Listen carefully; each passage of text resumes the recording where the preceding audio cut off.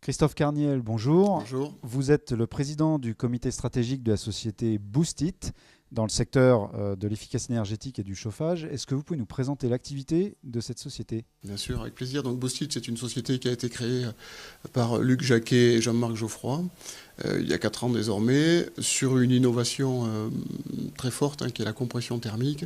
Cette compression thermique permet d'envisager la création de nouveaux générateurs de chaleur.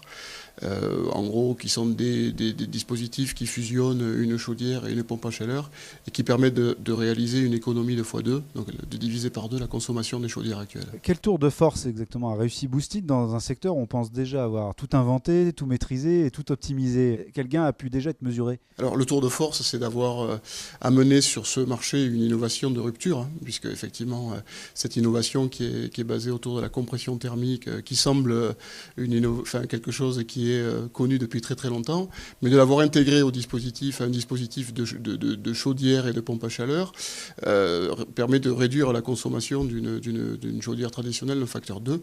Donc le tour de force, c'est d'avoir pendant 6 ans travaillé à modéliser ce dispositif, et puis aujourd'hui avec la société de l'avoir mis en œuvre à travers un prototype qui cautionne complètement les résultats qui ont été modélisés et qui permettent effectivement d'envisager un générateur de chaleur en rupture totale avec ce qui existe sur le marché.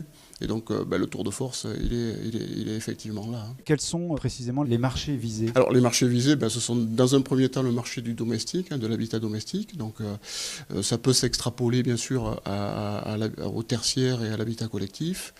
Dans un premier temps, les premières machines qui seront produites pour 2017 seront des machines qui effectivement cibleront le marché domestique. Ce qui est intéressant également, c'est l'innovation dans le business model que la société met sur le marché, puisque ces dispositifs seront proposés sous forme d'abonnement aux utilisateurs finaux. Donc il n'y aura pas le coût ou le surcoût de l'achat du dispositif générateur de chaleur, et que le modèle de rémunération, le business model sera fait sur l'efficacité, la rémunération sera réalisée sur l'efficacité énergétique. Christophe Carniel, je vous remercie. Je rappelle que vous êtes président du comité stratégique de la société Boostit. Merci beaucoup.